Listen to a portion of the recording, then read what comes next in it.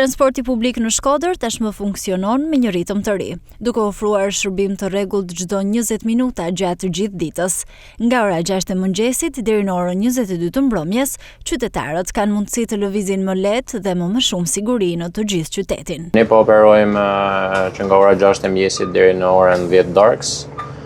Dhe fokusi është lëvizja, qarkullimi i banorëve të jetë përgjatë gjithë ditës deri në orët e vona të natës.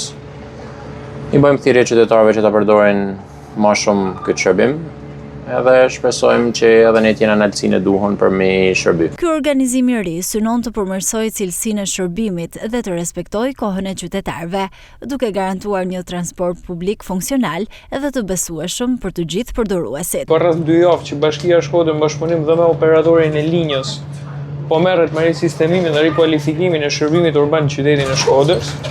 Mund të themi sot me plot gojë që për çdo 20 minuta një autobus do gjendet në stacionin Pranjosh.